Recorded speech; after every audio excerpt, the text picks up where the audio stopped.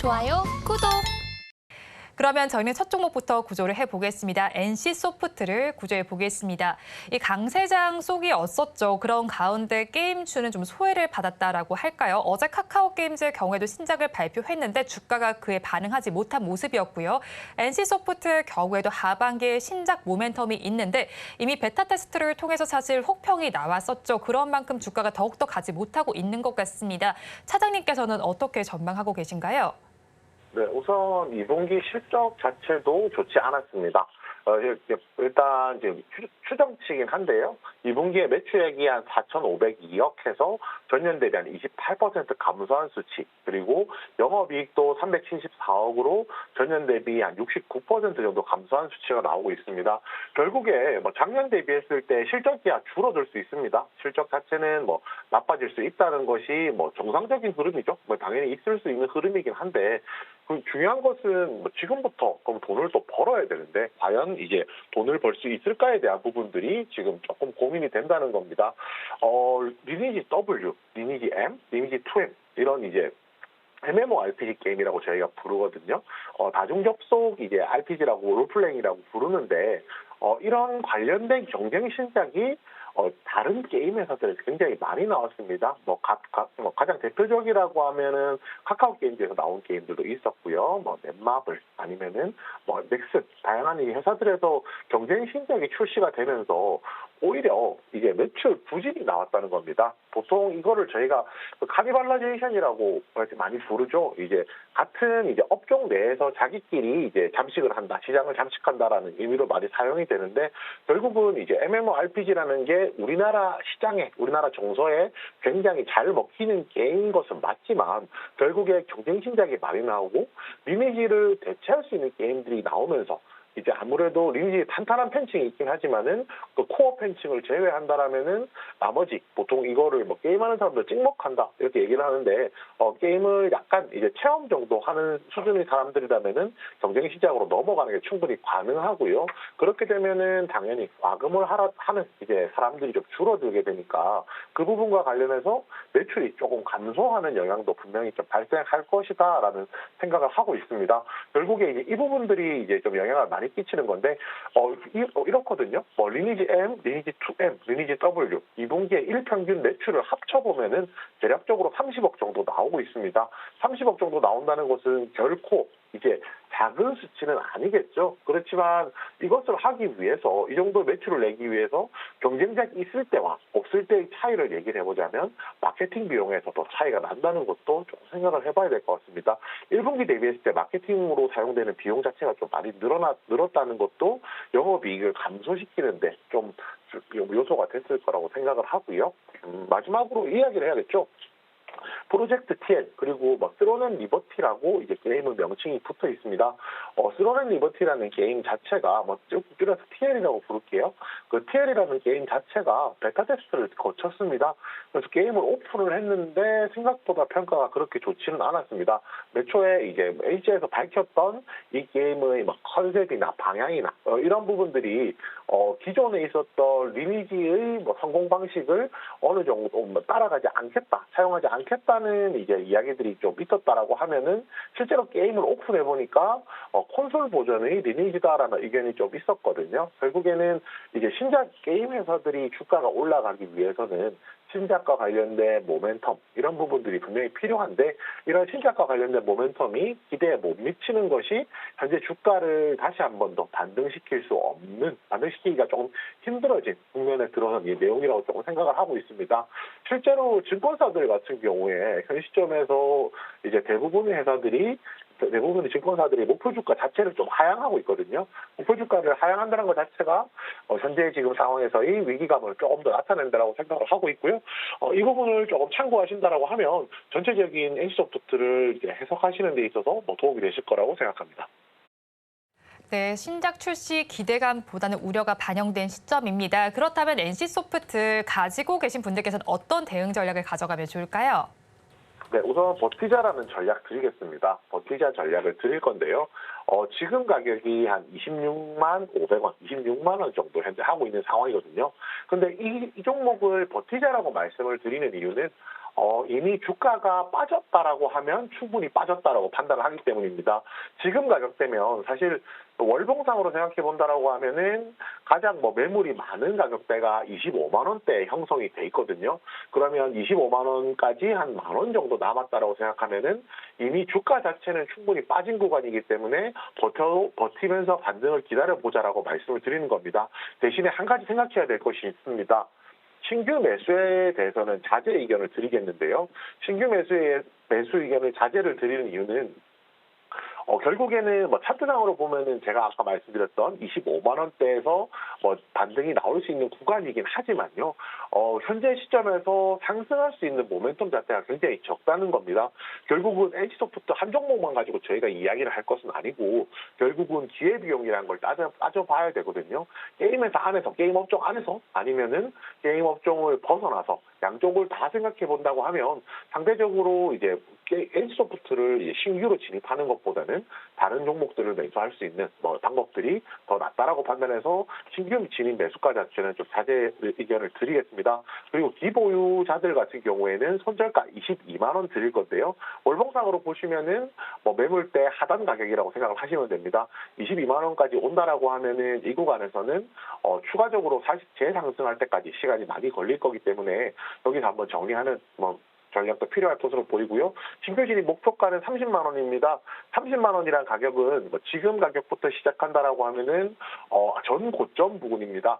전 고점이라고 하기는 조금 애매하긴 하지만은 30만 원 부근에서 이 종목이 이제 최근에 있어서는 하락하면서도 하락폭이 이제 상당히 좀 낮았던 30만 원 부근에서 움직였던 내용들을 가지고 있기 때문에 당연히 매물이 제일 많이 쌓인 구간이거든요. 그래서 신규 진입 만약에 그 기보유자들이 손절을 그 목표가를 잡는다라고 하면 30만 원 제시드리겠습니다. NC소프트에 대해서는 버티자라는 전략을 제시해 주셨습니다. 신규 진입은 좀 자제하는 것이 좋겠다라고 분석을 해주셨고요. 가지고 계신 분들의 경우에 손절 라인 22만 원 잡아주셨고요. 목표 주가는 30만 원 전고점 부근으로 제시해 주셨습니다.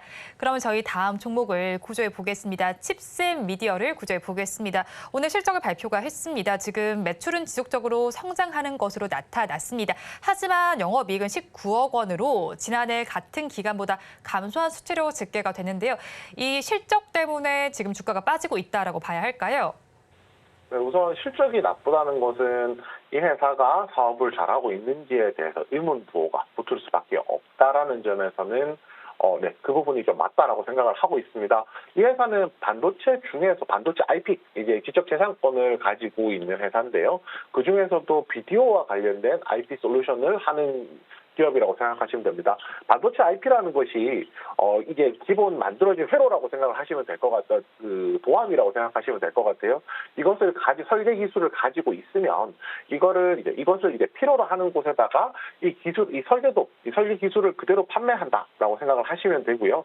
이렇게 되면은 그 IP를 이제 그 반도체 개발까지 걸리는 기간이 보통 한 3년 반에서 5년 정도라고 했을 때 IP를 이제 기존 IP를 활용하면 한 1년에서 2년 정도 개발 속도가 줄어들게 되거든요. 그래서 이제 그에 따른 로열티를 받는 것이 이 회사가 하는 일이라고 생각하시면 됩니다.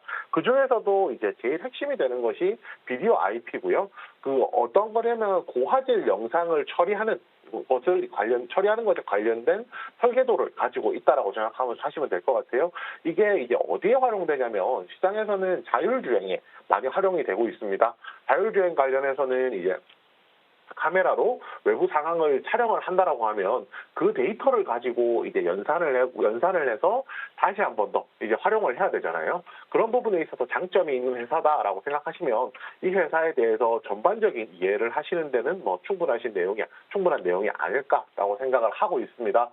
중요한 것은 실적이죠. 실적에서 영향을 받는 것은 2분기에 순손실이 108억 정도 나왔습니다.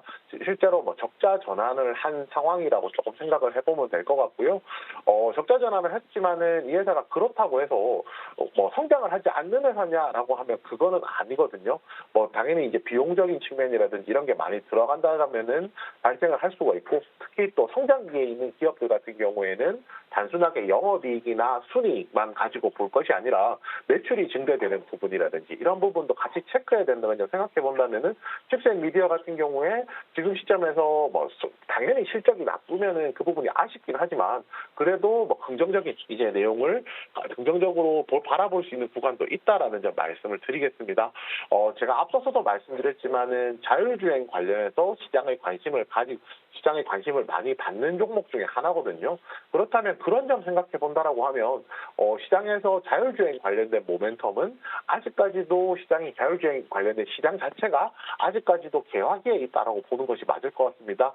시장이 본격적으로 열리는 국면에 있기 때문에 앞으로 조금 더 긴 관점에서 본다라고 하면은 오히려 이제 더 상승할 수 있는 폭이 남아 있다라고 생각하고 이 종목에 대해서는 이 종목이 뭐 비디오 IP 솔루션을 하는 기업이다.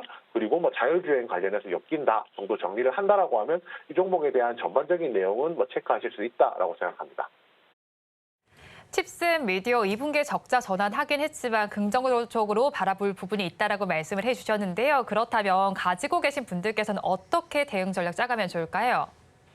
네, 우선 버티자 의견 드리겠습니다.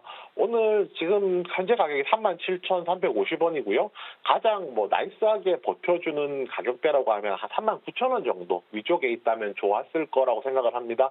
39,000원이면 한 21선이 있는 가격이기 때문인데요. 그런데 이제 그 아래쪽으로 조정이 나온다라고 하면 대략적으로 약 35,000원 정도에는 지지선이 하나 버티고 있는 상황이거든요. 그래서 이제 이 구간에서는 뭐 지지선까지 내려가기에 낙폭이 그렇게 크지 않기 때문에 이 구간에서 한번 버텨보자라고 말씀을 드리는 겁니다. 만약에 신규 진입을 한다라고 하면 31,000원 제시를 해드릴 텐데요. 이 31,000원이라는 가격은 60일 이동 평균선이 있는 가격입니다. 보통 일반적으로 31,000원에 도달한다라고 하면은 60일 이동 평균에서 반등이 나올 가능성이 있고요. 제가 앞에서 말씀드렸던 35,000원이 아니라 왜 31,000원이냐라고 하면 결국에는 상대적으로 이 지지선이라는 것이 35,000원에 있는 지지선보다 31,000원에 있는 이동평균선이 더 강력한 지지선이기 때문입니다. 애매한 구간보다는 조금 더 명확하게 반등할 수 있는 구간에 매수하는 것이 좋다라는 의견이고요. 손절가는 26,000원입니다. 이 26,000원이라는 가격은 121선을 이탈하는 가격이거든요. 121선 이탈한다라고 하면 아래쪽으로 상대적으로 지지받을 수 있는 공간이 좀 적기 때문에 이 구간에서 손절하시기를 권해드리고요. 마지막으로 신규 진입 목표가는 35,000원입니다. 제가 앞서서 말씀드렸던 지지선인 가격이겠죠. 그러니까 결국에는 지지선을 아래로 깨고 내려오면 그것이 저항선으로 바뀐다는 점 보았을 때 목표가는 35,000원으로 정했습니다. 칩셋 미디어에 대해서도 버티자라는 전략을 제시해 주셨습니다. 가격 전략을 살펴보면요. 신규로 진입하신다면 60일 선인 31,000원에 해보시고요. 이때 손절 라인은 121선을 이탈하는 26,000원 짚어주셨습니다. 그리고 목표 주가는 지지선이 되는 35,000원 제시해 주셨습니다.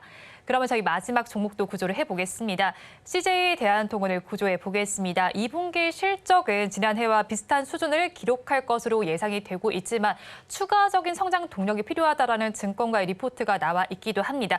그래도 글로벌 의약품 물류 시장에도 도전장을 내민 만큼 호재성 이슈도 있는 것 같은데 어떻게 판단을 하고 계실까요? 네, 방금 정리를 굉장히 잘 해주셨습니다.